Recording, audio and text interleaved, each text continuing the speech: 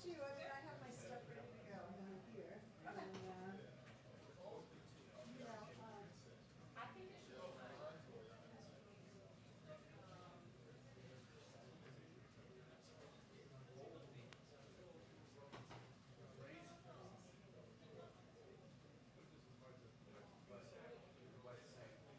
Yeah, let's put it all together. oh,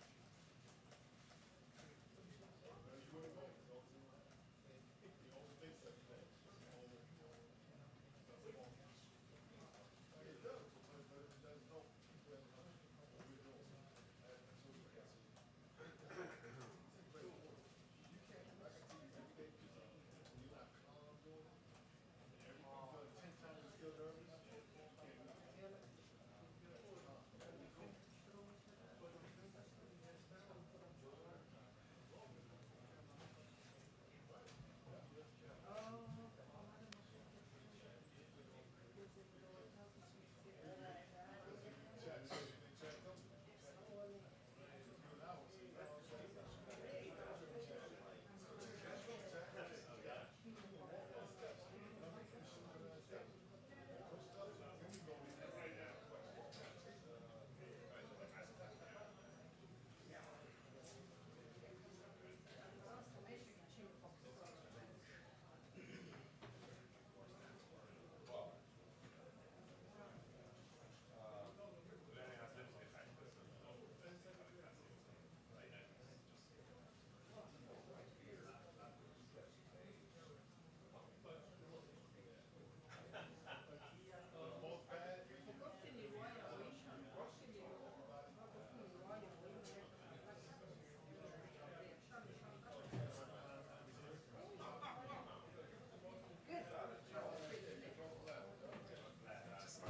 No, not at all. No, you're not in my way.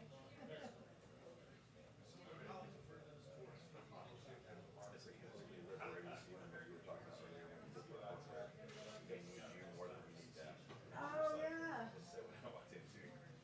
Well, because you finally get to a point where you figured it out, you know, there's a pencil going on, everything you know, it's like it's, yeah, that's just it.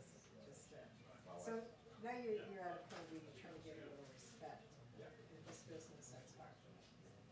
My wife says 18 months or so before retirement, you're fine. So she liked writing things. Well, I'm one of the least of her. And after that is any day she could show up Saturday. And I go, and I promise you, it changes your whole attitude every day. You go into work, like, don't. And I don't need you, Jack. Yeah, but you know, it's like, you know, this job, though, I did it a long time. You know, one of the worst things that you can get into is that I don't care. You have to care in order that, you know, because especially if you're doing this, you can't not care. So I'm not going to let you know, and I actually say, I'm not going to let you push me into not caring and not doing a good job. Because it's a little I have to know that because I can't expect you to know. Okay, so what do you want to say? I almost just said I was right here. I was thinking you wanted to. She was sitting here when I got. Go along with Yeah, I know. I mean, so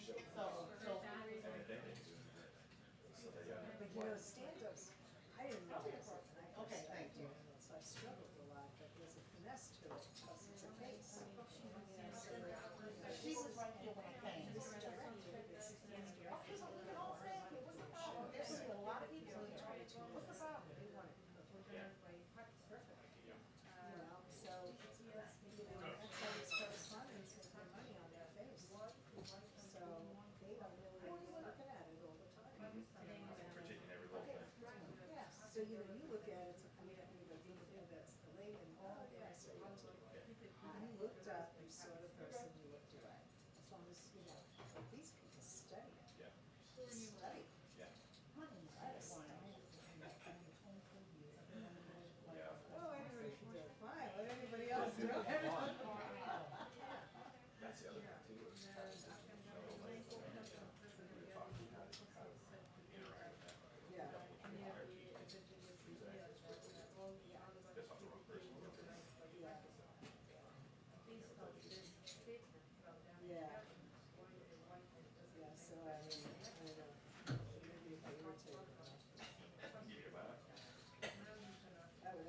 That would only be too good, and I tell myself, don't think that way, because it's not gonna happen. They'll put up with your,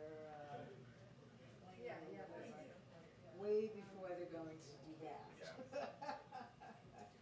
Cause now you're at a whole different level, giving you money, Years ago, I got a good piece of advice from a veteran. State Farm. Some of the best people that would change. So, yeah, certainly. You're gonna have lots of people. Just say, okay, whatever. And you keep putting out the product. And then somebody else will come in and they want to make their changes. If it's a good change, fine. But if it's a change just because you got a job and you have She said, she said she didn't. you push her to that thing. Okay, I get it. Yeah, You gotta show that you paid, okay, whatever. Yeah, and then the problem is when you just stand there and She doesn't really care. Yeah, right. you really do want it to be. She gets what she says she Older can person, because she doesn't younger have a seat. person, She that comes day, up that particular day, it's just, and when you I mean, he's one of those. that's what she said.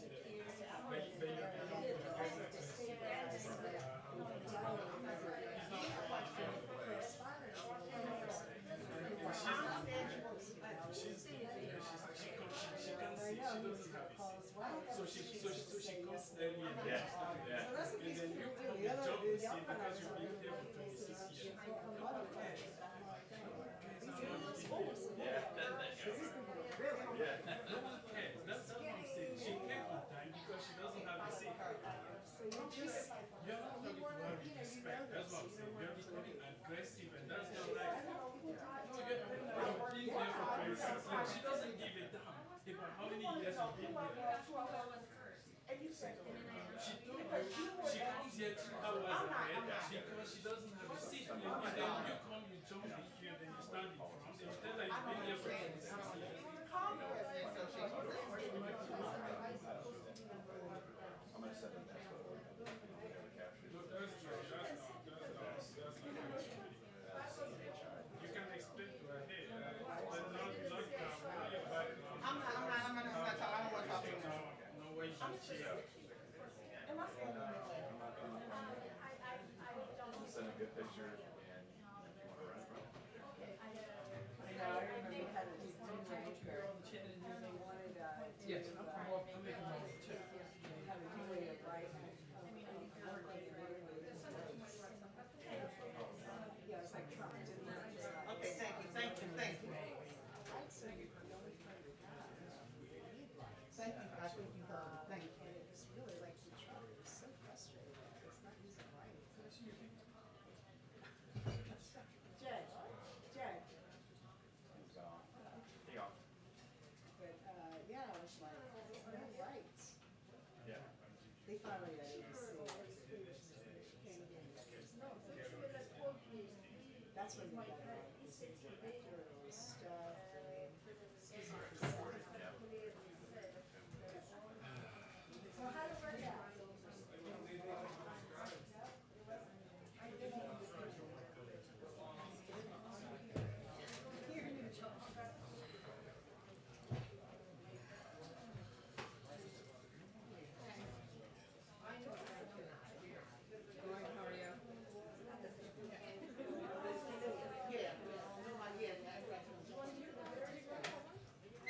No, I'm going in.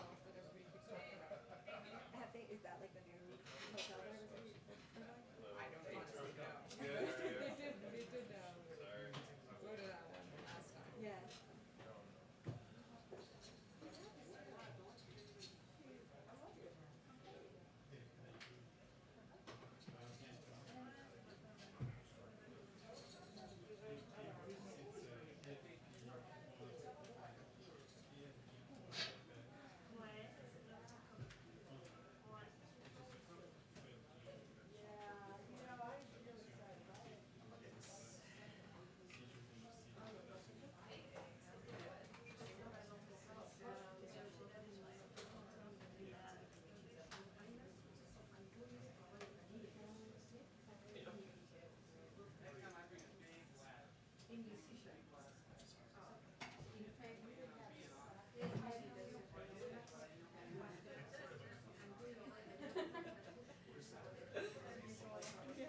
not.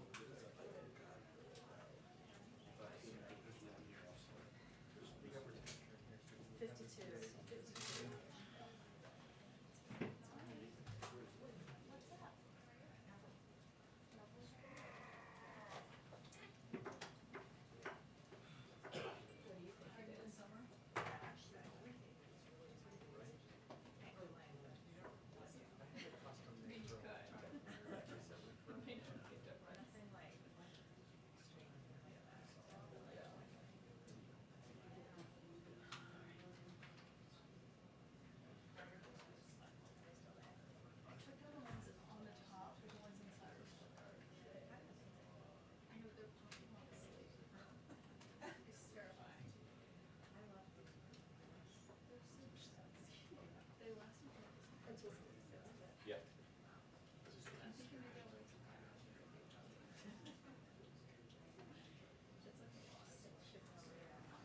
Hi, everyone. Okay, I have a couple of notes for you at the top. Today, the Department of Health and Human Services, through the Health Resources and Services Administration, awarded $121 million in American Rescue Plan funding to support the work of trusted community-based efforts to increase vaccinations in underserved communities. This is the second round of funding for community-based groups. Back in June, HHS awarded $125 million to similar groups for these efforts. And these groups will undertake efforts such as mobilizing community outreach workers to educate and assist individuals in accessing and receiving COVID-19 vaccinations, organize pop-up or mobile vaccine locations, and assist in making vaccine appointments or arranging transportation and childcare assistance for vaccine appointments. One grantee in Jacksonville, Florida, one of the states where there, as you know, has been the highest transmission rates, one of the highest transmission rates, will use the funding to establish a sustainable community-based workforce and infrastructure to maximize COVID-19 vaccine uptake, minimize disparities, and advance health equities in vulnerable population. Another grantee in Oklahoma will reach rural communities, including Hispanic community members, and will recruit and train community health workers. I also wanted to give you a small preview of the President's visit to ODNI this afternoon. As we announced earlier, last week I guess it was, he will visit the Office of the Director of National Intelligence later this afternoon to meet with leaders of the intelligence community and to thank all of our intelligence professionals for their service to our nation. After meeting with Director of National Intelligence Avril Haines, the President will tour the National Counterterrorism Center, Operations Center with NCTC Director Christy Abizaid to see firsthand how we remain ever vigilant in fighting threats to our country. He's particularly proud of Director Haines and Director Abizaid, who are both the first Senate-confirmed women to hold these positions. He will then address the intelligence community workforce to express his admiration and appreciation for their service. In his remarks, he will highlight the integral role our public servants play in shaping national security decision-making and protecting the American people. He will also underscore the importance of intelligence collection and analysis that is free from political interference or pressure. And I think many of you have been on these trips with him. He's visited a number of national security agencies, and it's part of his effort to support the workforce. Another item for you, the Justice Department has successfully blocked a merger between two of the three largest insurance brokers in the world. I know this has been reported on, Aon and Willis Tower Watson. These companies provide insurance brokerage services to thousands of American businesses and charge billions a year for their services. The merger would have raised prices for a wide swath of American businesses that need to use a broker to obtain insurance and benefit packages for their employees. Those higher insurance costs would ultimately have led Americans to pay more for all kinds of products and services, such as banking services, hospital care, cars, and trucks. And the proposed merger, as the Justice Department explained in its complaint, was a clear and presumptive violation of the antitrust laws under established law. So these actions, the reason I'm lifting them up, are very much in line with what the President was talking about when he called for more robust enforcement of the antitrust laws in his executive order to promote competition. Last piece, I think here, second to last piece, but hopefully useful. Tomorrow the President will travel to Lehigh Valley in Pennsylvania, where he will be emphasizing the importance of American manufacturing, buying products made in America, and supporting good-paying jobs for American workers during a trip to the Lehigh Valley Operations Facility for Mack Trucks. The President will take a tour of the Mack Truck facility and meet with local union members. More than 85% of the 2,500 employees at the Mack Trucks location are UAW members. And a little bit about Mack Trucks as you're preparing for tomorrow. The company has been making vehicles for the military since at least World War I. There are more than 1,500 Mack trucks in the federal fleets used by both military and civilian agencies. He'll also receive a briefing on the Mack Trucks electrical refuse truck. The company is currently piloting their electric dump trucks in New York City and North Carolina, and this is all a part of his effort to lift up and talk about his Buy American agenda as well as the infrastructure package. Finally, I just wanted to note that after additional engagement with the bipartisan group yesterday, we're enthusiastic about getting the bipartisan infrastructure plan across the finish line. Confident we'll be there soon. We were encouraged this morning by positive comments by Senator Romney. Our team remains hard at work, as do a number of the supporters on the Hill. With that, go ahead, Alex. Thanks, Jen. I have a few questions on the CDC's revised masking guidance, that some vaccinated Americans should wear masks indoors where there's risk of high transmission or currently high transmission. That covers, according to the CDC, about 63% of the country right now, which has significant or high transmission. So how will the White House get Americans to start wearing masks when they've gone for more than 2 months without them? Will we see the president speak more about this? I mean, how exactly do you plan to push this publicly? And then along those same lines, on July 4th, the president gave his sort of independence from the virus speech. He declared, quote, "We are closer than ever to declaring our independence from a deadly virus," and, quote, "We've gained the upper hand on the virus." Was that declaring premature victory? And are you at all concerned that those statements will make it tougher for you guys to implement this revised guidance now? Sure. Well, first, I know this is slightly awkward timing, and I know there's a lot of reporting out there about the CDC guidance. It is not only appropriate for them to make the decisions, it's also appropriate for them to officially announce their own guidance. I will say, though, that how we view this, as you asked about, Alex, implementation of their guidelines that they'll outline on a call with all of you later this afternoon, that we are still in the midst of a once-in-a-generation pandemic, battling an ever-evolving virus. We have said since the beginning of June that the Delta variant, a rising variant that had increasing, was clear from the beginning, had a great deal of transmissibility, was a threat to people who were unvaccinated. We did more than 100 interviews with officials conveying exactly that. And the reality is we are dealing with a much different strain of this virus than we were even earlier in the spring, back in May, when the masking guidance was provided by the CDC at that time. That is their job. Their job is to look at evolving information, evolving data, an evolving historic pandemic, and provide guidance to the American public. That's exactly what they will do, and what they will provide specific details on later this afternoon. With respect to the president's comments, though, do you, in retrospect, regret those comments? Do you think that that was wise at the time, considering, they could make it tougher for Americans to take this seriously?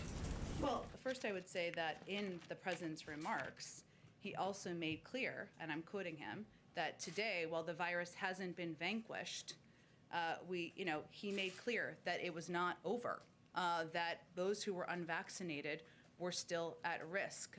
He made clear that you were protected from serious illness, disease, or hospitalization if you were vaccinated. That remains the case, and he encouraged people who were not vaccinated to get vaccinated. But again, the role of the federal government and our public health officials is to continue to look at evolving data, evolving threats of a historic virus, provide that public health guidance to the American people to protect more people and save more lives. That's what they're doing. One quick one on infrastructure. Yeah. The president met with Senator Kirsten Sinema. Can you tell us anything about how that meeting went? And does he have other meetings planned with any of the primary negotiators or Democratic leadership on the bill as it gets to potentially the finish line? Well, I would expect, yes, the president saw Senator Sinema this morning. They are very much aligned on the path forward, both feel optimistic about the path forward, and clearly both understand, having lived through many iterations of legislating and negotiating before, that it is always at the tail end when you have some of the trickiest discussions. But they again remain quite positive about the forward momentum and the path we see the infrastructure package on at this point in time. I don't have any additional meetings to preview for you, but I will tell you that the president is somebody who just picks up the phone when somebody tells him it's going to be constructive. That certainly, I think, will continue to happen as we work to get this across the finish line. Go ahead, Kelly. When the president travels, as in Lehigh County, will you be looking at the rate of infection there, and will that cause us to see any change in the president's own masking posture or that of people in the entourage there? And what should Americans, who should they look to for specific guidance about making these decisions day to day? Do they need to be looking at a CDC website for the positivity rate in their community? Do they need to be looking to the White House for that guidance? What is your prescription for how Americans should adjust with these mask guidelines? Absolutely. First, we will, of course, be abiding by every aspect of the CDC guidelines on masking that they will provide this afternoon. And that does mean, as you conveyed, that we will be looking at the rates in different areas where the president may visit, and also the rates if they move in Washington, D.C., and we will apply guidance accordingly. That means we will be prepared to wear masks again if required, if the guidance is leading to that, as would the president. And that will continue to be the case. As it relates to the American public, I mean, our hope is certainly that elected officials, leaders, civic leaders, public health experts around the country will also look at the CDC guidance, and they will be constructive partners and voices in sharing with their communities what steps they could take. The CDC is going to have the map and the guidance to provide to the public on how this guidance applies to them, and that would be the most accurate place to seek information. Is the summer of freedom, as the president described it, is that still operative now, given the change in the Delta variant?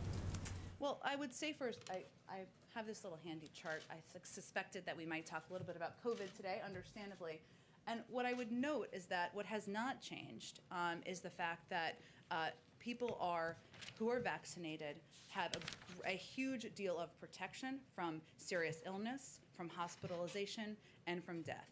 And I know Shannon, actually, I see her in the back there, asked a good question yesterday about the data. So I wanted to give you a little bit of a better understanding of how this data process works. So the data that Dr. Walensky, the CDC director, spoke to back in July was based on data up through the beginning of June, or the end of May, the beginning of June. That will be updated in August as it relates to individuals who are hospitalized or get sick who are vaccinated, and those who are unvaccinated, what hospitalizations look like as the percentage breaks down. But this is all based on data from either state officials or health agencies or the Florida Hospital Association as it relates to the Florida specific example here. And how the information flows, to your question earlier yesterday, Shannon, is it goes from hospitals to states to the CDC. So I'm using this example to show you because this kind of breaks through the reporting of this data. This is from hospital systems that will go to states. And what you can see here, Florida, which is one of the states with one of the highest transmissive, or one of the highest rates of COVID, I should say, officials have said that more than 95% of those who were hospitalized were not vaccinated. That is information from last week, or just a couple of days ago. North Carolina, unvaccinated make up more than 99% of new COVID cases in May and June. That's from a few weeks ago, but still updated data. Colorado, more than 96% of Colorado's COVID hospitalizations, deaths in the first half of 2021 were among unvaccinated. I'm using these examples because even as the masking guidance is put out later today by the CDC, we are still going to be sending a very clear message to the public that in order to protect yourself, save your life, save the lives of those around you, need to get vaccinated. Masking is guidance, but... Yeah, can I follow up with you on this data point? Because, I appreciate you looking into this.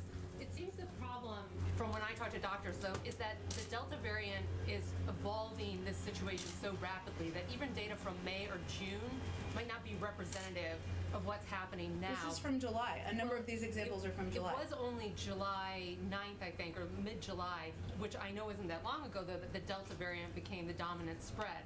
So, when I talk to hospitals in places like Nevada, Missouri, Kansas City, those doctors are saying they're seeing more like 1 in 10, which I know is still not a majority, but it's different than some of these numbers. The situation in May and June, for the first half of the year when most people weren't vaccinated, is much different than it is now. So are you guys aware of that? Are you talking to people in some of the harder hit areas about what they're seeing? Well, Shannon, one, I think it's really important to project data across a spectrum, right? Not from individual hospitals or individual cases, because what people are really looking at, or what we're looking at, is how it relates to across state data.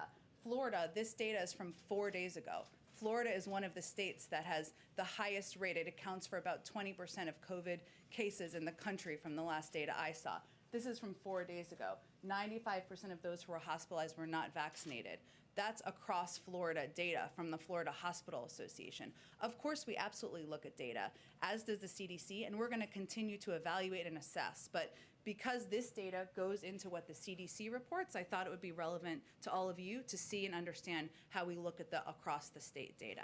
Go ahead. Thanks, Jen. The CDC data showed, though, on July 6th that the Delta variant was the prominent strain, 51.7% of cases. So what took so long between then Even and now? higher now.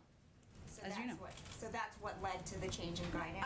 I'm sure you will get on the call with the CDC later this afternoon, and I think that's a great question to ask them.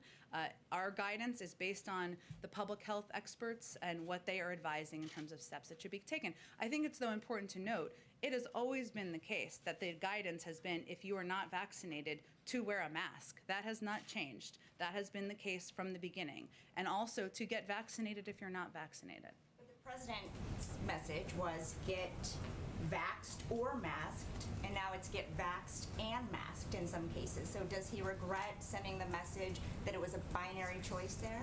Well, Leisha, I think that those comments were back in May.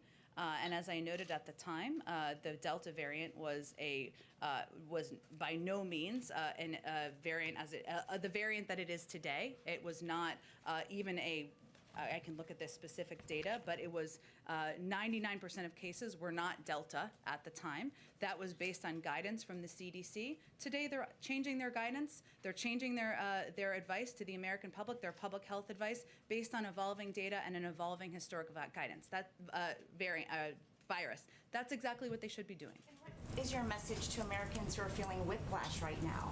Why should they trust the same group of health officials who just 2 months ago told them they don't have to wear a mask anymore inside? Because our goal is to save their lives.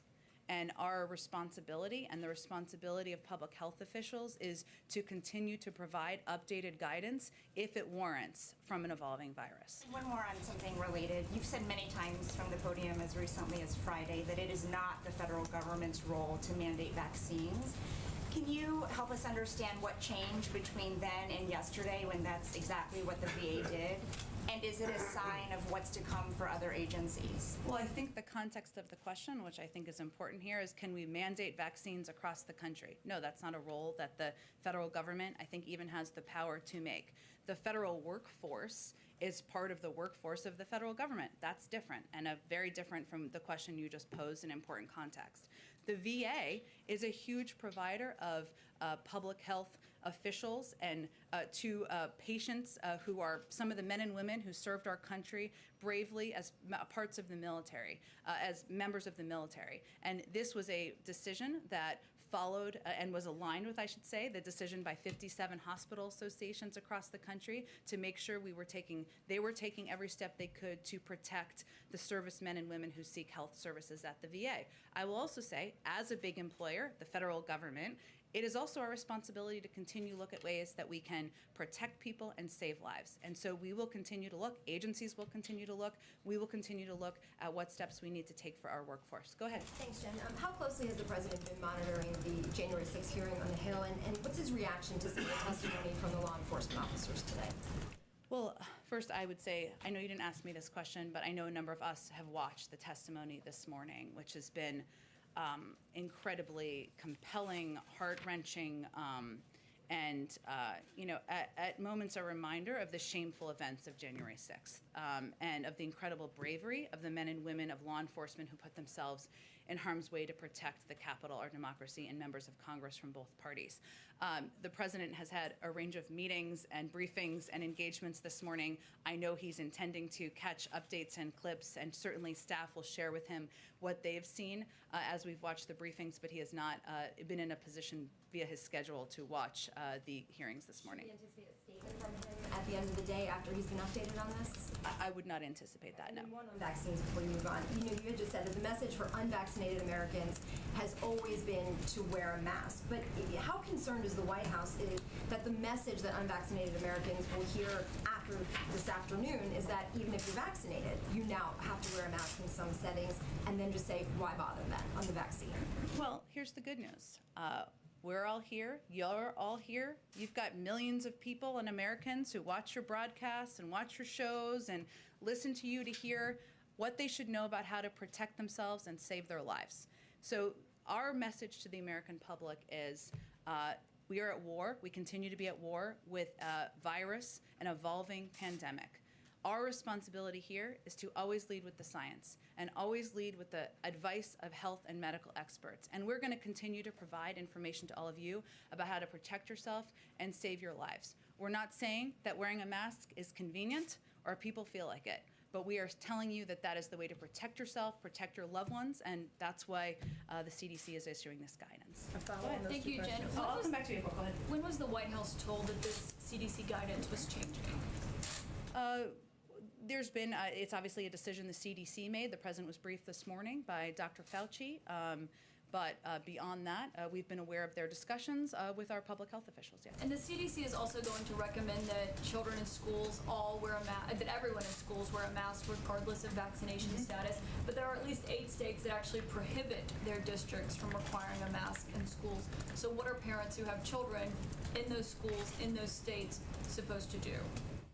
Well, look, Caitlin, I'm happy not to live in a state where that is the guidance. And this is new guidance that is being issued by the CDC today. I don't know how it will influence local elected officials in these states, but I certainly hope for the health and well-being of the next generation that they take a close look at the guidance. And one more question. You just said you don't think the federal government has the power to mandate vaccinations across the country, but they do have the power to mandate them within the government. So why is everyone who works in the federal government not mandated to get vaccinated?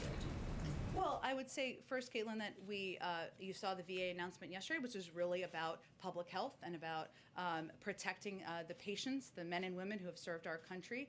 But we are going to continue to look at ways to protect our workforce and to save more lives. I just have nothing to preview for you at this point. Should we expect more vaccination mandates from federal agencies? I think a range of agencies and leaders will look at what steps they should take to protect their workforce and save lives. Go ahead. Thank you, Jen. Just explicitly, when President Biden was presented with this latest guidance from CDC, what was his reaction? I mean, he welcomed the guidance back in May. What was his reaction this time? How concerned was he when he was told about this latest guidance? Concerned in what way? Concerned about, how this will impact the administration's ability to perhaps vaccinate those who do not want to get vaccinated. I would say first that the president has always said that he is going to be guided by public health experts, by the CDC, and what our doctors are recommending. That has always been the case, and there have been discussions, as you would expect, for months now from the beginning about what steps need to be taken, should be taken to protect from an evolving virus. So he did not explicitly talk about, maybe the administration should start worrying about, how this impacts your messaging, the work that you're doing on the ground. Did he have anything to say about that? No, that's not how he looks at this. He looks at, as the President of the United States, at a time where we came in with a dangerous distrust in science and government and institutions. He feels it's important to be led by data and scientists, and will be helping lead the effort to implement this, of course, in the federal government. And I did have a follow-up to Kelly's question there. Not just when he's traveling, but just when he's at the White House. And even for White House staff, is there any decision on whether he or staff will start wearing masks? We will be abiding by public health guidance, and if that is where we fall in the geographical guidance given by the CDC, we will also be following that masking guidance. Go ahead. Thank you. First on crime, as shootings spike in Chicago, the superintendent of police there is blaming courts for releasing attempted murderers on electronic surveillance. Does the president agree with the superintendent, who was just here earlier this month, that ankle bracelets do not cut down on attempted murder? I have to tell you, I have not seen these comments or looked at the full context of them. I'm happy to do that after the briefing. I think we know from seeing broadly the rising crime, or the rising gun violence across the country, including in cities like Chicago, that there needs to be greater assistance, greater efforts to make sure guns don't get in the hands of criminals who could do harm, and more assistance to local police forces and community policing programs as well. The president doesn't just use that as rhetoric, he delivers it with action. And I know he's in discussions, or aware of discussions, about reforming the police generally. We've got cops now saying that the courts are too soft. Some progressives, including Alexandria Ocasio-Cortez, are saying the courts are too strict. So what does the president think? Well, the president, I don't think it's a secret that the president disagrees at times with the congresswoman about some aspects of policing. He believes we need to reform our prison system to keep our communities safe while addressing mass incarceration and by diverting nonviolent drug offenders and taking other steps that will improve rehabilitation and reduce recidivism. But he also believes, let's be clear, if you commit a violent crime and are found guilty and pose a threat to society, you should serve that time. And when you get out, you should have the support you need to successfully re-enter society. That's his view. And then on the CDC guidance, why did the president say, if you've been fully vaccinated, you no longer need to wear a mask? Let me repeat, if you are fully vaccinated, you no longer need to wear a mask, if it was possible that that was going to turn out not to be true. Well, Peter, I think we're all dealing with an evolving virus where there's no playbook and no historic precedent. And what the American people should feel confident in is that we are going to continue to be guided by science, look at public health data in order to provide new guidance if it's needed to save lives, protect the American people. When he made those comments back in May, we were dealing with a very different strain of the virus than we are today. And Delta is more transmissible. It's spreading much more quickly. It was nearly non-existent in the United States back in May. And so my last one would be, you guys have been saying this is a pandemic of the unvaccinated. If that is coming from the CDC, is the president satisfied with the leadership at the CDC right now? The president is satisfied with the fact that they are continuing to look at public health data and provide public health guidance to the American public about how they can protect their lives and the lives of loved ones around them. And if it's a pandemic of the unvaccinated still, then why do vaccinated people need to put the masks back on? Well, Peter, first of all, I would say again, just to go back to this chart, which I will handily point to again, if you are vaccinated,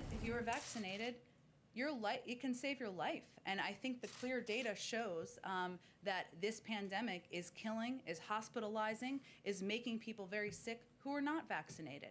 That still continues to be the case, regardless of what the mask guidance looks like. If the vaccines work, which this sign says that they do, then why do people who have had the vaccine need to now wear masks, the same as people who have not had it? Because the public health leaders in our administration have made the determination based on data that that is a way to make sure they're protected, their loved ones are protected, and that's an extra step given the transmissibility of the virus that they're advising people to take. Go ahead, Steve. Last year when we went through this as a national discussion, talk about social distancing and shutdowns, is this White House eyeing anything other than mask guidance? I mean, this week you said you wouldn't lift the travel restrictions. Is anything else coming? Well, again, we're always going to be guided by the public health guidance. That's how the travel restrictions decision was made. But we are not, this is not guidance about businesses shutting down or communities shutting down. This is guidance to individuals about how they can protect themselves. We've seen some communities, LA County, for example, where they have applied versions of mask guidance. It has not shut businesses down. It is meant to protect people's lives. That is the goal and the objective. I ask you about expedited removals down on the border. As you know, there are advocates for immigrants who say that what this administration is now doing is taking away due process rights by empowering asylum officers to make decisions in the immediate moment for expedited removal. What's your response to that criticism? And on the other side of that coin, is it this administration's view that most of the people who are claiming a credible fear on the border are not entitled to asylum? Well, no, that is certainly not our claim. We are, of course, people who are applying for asylum who will go through the process, and if their case and their warrants, they will be granted asylum. What this is that I should say those families processed for expedited removal who claim fear will have the opportunity to present their cases before an immigration judge and request asylum or other forms of relief or protection from removal. So even those who are being processed. The processing of migrants for expedited removal is a traditionally employed lawful means to secure a border, and it is a step toward our broader aim of having a safe and orderly immigration system. I will say at the same time, we continue to work to build a fair, orderly, and humane immigration system. We recently expanded the Central American Minors Program and made 6,000 H-2B visas available to Central Americans. But we also want to be crystal clear. Attempting to cross into the United States between ports of entry or circumventing inspection of ports of entry is dangerous. It carries long-term immigration consequences. But no, we will still, of course, individuals who are applying for asylum, who warrant asylum, will be treated accordingly. Go ahead. Jen, does the president's economic team see any ramifications to this masking policy? Are they concerned at all that it could affect consumer spending or any of the economic growth projections? That's a great question. I will say I don't think we're quite at that point. The guidance, of course, is not, as you know, being released until later this afternoon. I will also say that as we've looked at kind of the economic impact of the Delta variant, one of the things we've looked at is that we have programs in place that are meant to be implemented over the course of time to ensure that Americans are getting assistance, getting additional funding into their pockets as needed, which was a lesson learned from the past about ensuring that there wasn't an abrupt halt to economic assistance as we're going through a historic pandemic, still at war with it, and as we're still going through an economic recovery. There's no significant signs at this point of the Delta variant's impact in that sense, and we'd expect that much of the economic impact would be felt in communities with lower vaccination rates. But we don't expect to turn back the clock to what it was in March of 2020 or even 6 months ago. But in terms of longer term analysis, we're not at that point yet. Just on the infrastructure talks, yeah, the president obviously met with Senator Sinema. He's making calls on this. Does he see the end of the week as a more or less deadline to get a bipartisan deal on this?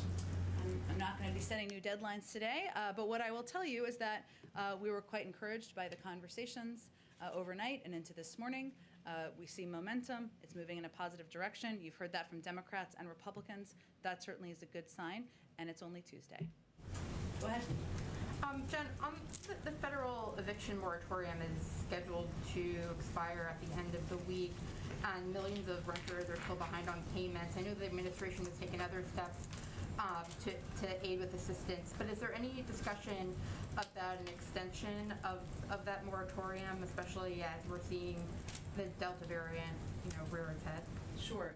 Well, let me just give you, I know you followed this closely, but for others, just as a reminder, on day one of the administration, as part of the American Rescue Plan rollout, the president did call on Congress to extend the eviction moratorium through September 30th of 2021. The final plan, of course, did not include that proposed moratorium extension, and so the CDC extended the moratorium administratively in January, March, and most recently in June for a final month. So it's in place, as you noted, until January 31st. I don't have anything to preview for you at this point in time, but certainly we will be watching this closely, ongoing discussions about how we can continue to help renters. Just on another subject related to January 6th, yesterday the White House said that it would nominate Matthew Graves to be U.S. Attorney for D.C., and if confirmed, he would oversee the prosecutions of hundreds of people who were arrested for what happened on January 6th at the Capitol. Did the president or anybody else in the administration discuss those cases with Graves before his nomination? Did they seek any particular position on those cases, such as being aggressive in charging and prosecuting them? I don't have anything more on this. I'm happy to check and see if there's more we can convey about the personnel process. Go ahead. Just to follow up on Peter's point, does President Biden have confidence right now in Director Walensky's leadership? Absolutely. And is there a reason why Dr. Fauci briefed President Biden on the new CDC guidance and not Dr. Walensky or Director Walensky? I think Dr. Fauci is likely in town, but also has provided briefings to the president on a regular basis, as has Dr. Walensky throughout the course of the pandemic. And on a different topic, what is the White House doing to specifically win over support from Democrats on the nomination of David Chipman to lead the ATF? Senator Durbin just told us this morning that Democrats don't have the votes, and Senator Tester also signaled this morning that the nomination could even be pulled. So is the White House still pushing through on that nomination, and what is the White House doing to whip up votes? Well, I'd first remind people, as you well know, but for others, that not only is he a veteran of the ATF, but he's somebody who's been a supporter of smart gun reform measures that could save lives of people across the country. And the president felt quite confident in his qualifications and his ability to lead the agency at a time where it hasn't been led for many years. In terms of our specific legislative strategy, I'd really have to talk to the team and see where things stand with that. And a quick follow-up. Senate appropriators just announced a deal on a supplemental on Capitol Police security funding. It does include about $1 billion for the special immigrant visa program. Does the White House support that deal between Leahy and Shelby? We certainly have supported and advocated for additional funding for the special immigrant visa program, something that is a huge priority to the president. I'd also reiterate, since you gave me the opportunity, that our first flight of Afghan SIV applicants will be coming into the United States this week, which is a very exciting step forward and will be the first of many. In terms of the amount of funding, I would have to check with our legislative team on that as well. Go ahead, April. Okay, Jen, a couple of questions. On COVID, are we at a point where we are saying that there's just no absolutes when it comes to what's happening in this moment? No, we're not at that point. Because we're possibly beginning to wear masks again in buildings. Kids could possibly be wearing masks in school.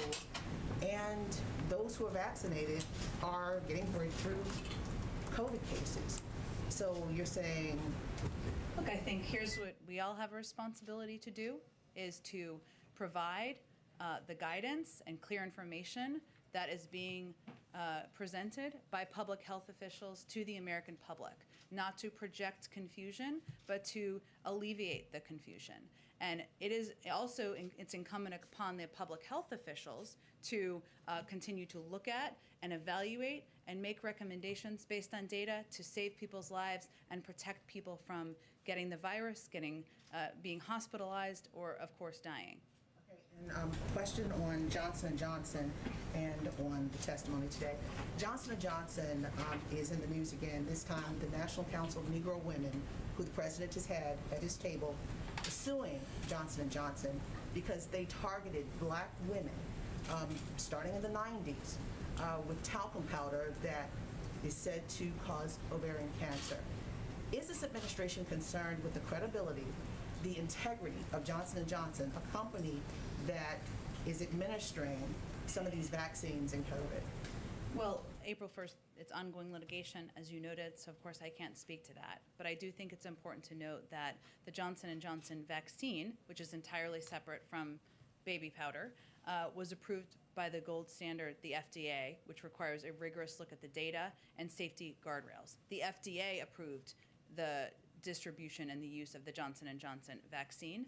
And again, it's entirely separate from the baby powder, talcum powder litigation. So that same company, the brand, and people will associate. But the FDA is a U.S. government entity, and again, the gold standard, and has a rigorous review process, so people should remain confident in the vaccine. Thank you. And lastly, on the January 6th Select Committee, last week President Biden said he has faith in the American people to ultimately get to the right place. And what is that right place, particularly when you hear testimony today from some of these police officers who, some are minority, some of the black officers said black officers fought a different battle.